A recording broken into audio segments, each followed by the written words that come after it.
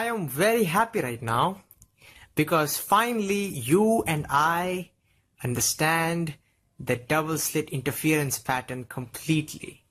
It's a big deal and you must be very proud of yourselves because there aren't many people in the world who know about this stuff. And now you are one of those few people who do. But you know what? I want to go one step further. I want to broaden your horizons and I want to talk about what happens if we go from a double slit to a triple slit. Now, wait, do not close that button. Do not click that close button. Wait. Now, if you are thinking, oh my God, this guy is never going to stop.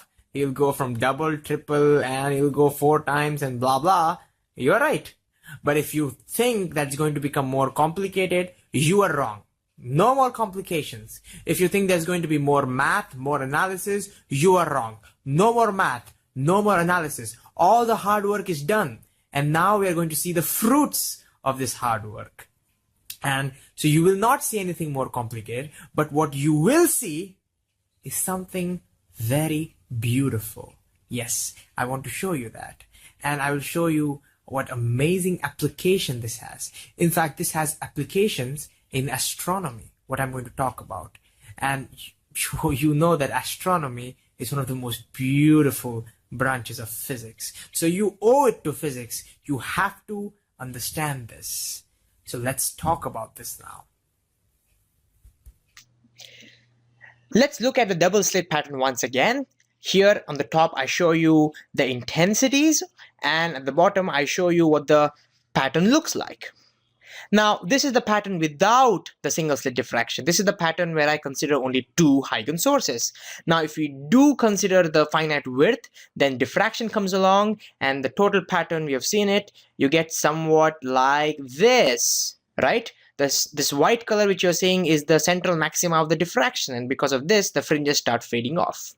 But what I'm going to do now for the rest of this lecture or the rest of the video, what I'm going to do is I'm going to neglect the diffraction, because if I ever want to consider the diffraction again, all I have to do is put this white envelope. That's it, right? So I can always do that. So let's keep things simple and let's go back to our double slit pattern where I considered only 2 Huygens sources.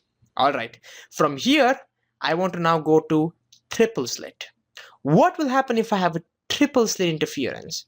Although it might sound scary because now there are 3 slits, in fact, nothing much is going to happen.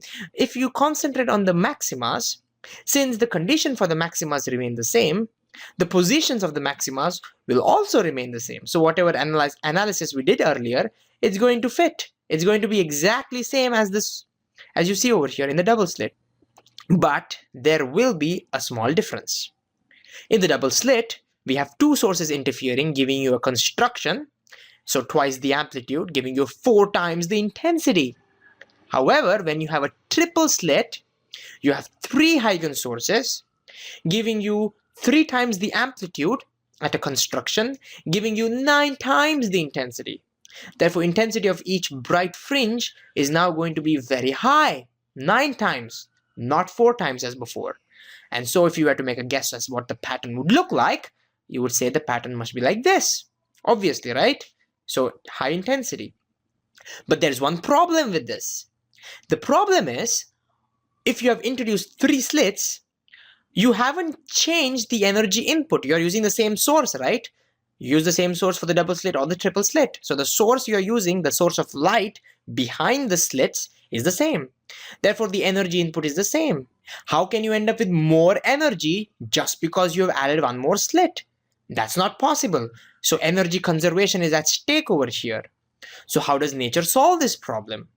So nature is thinking, I want each fringe now to be 9 times as bright, but I do not get more energy. So I have to use whatever energy is given to me. How do I do that?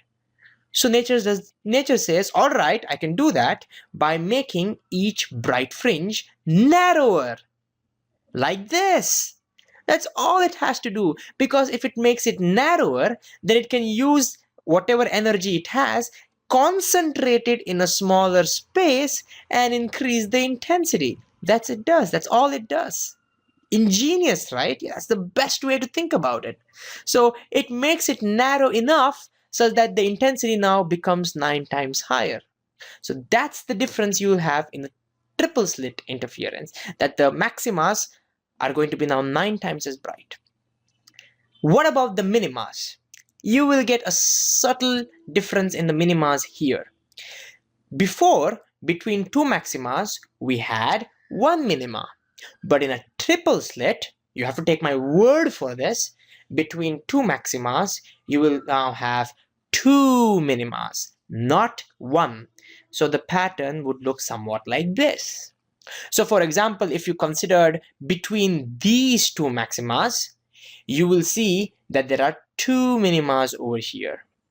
And you may notice that between these two minimas, there is this teeny tiny intensity. There is this teeny tiny brightness. So isn't that brightness going to show up in the pattern? Of course it will show up, but I have neglected that because that brightness is nothing compared to our bright maximas. So I have completely neglected that, although in the real pattern, you would see little bit of this as well. But let's neglect that. That's just a detail. So this is what a triple slit pattern would look like. Now let's go 4 slits.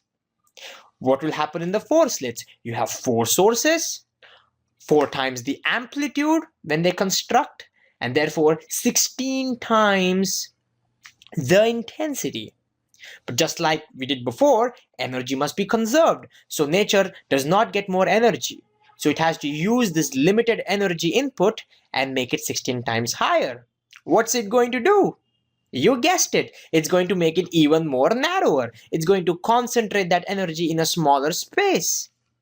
And so my bright fringes will still be in the same place, but now they'll be narrower and they'll be brighter. And what about the minimas?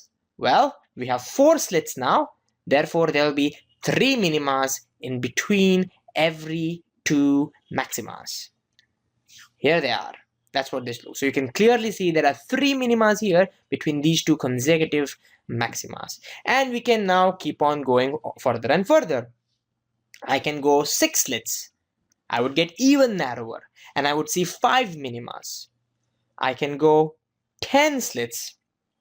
I will see 9 minimas, and we can go 18 slits. I put 18 slits over here. You can see 17 minimas at the bottom. So as the number of slits increases, the brightness of each maxima keep on increasing, becomes further and further bright, and it becomes sharper and sharper and sharper. So that's what's going to happen as you increase the number of slits. So multiple slits give you very fine pattern. Big deal, you say. What's the big deal with such fine patterns? What can you do with it? Ho, you can do a lot with it.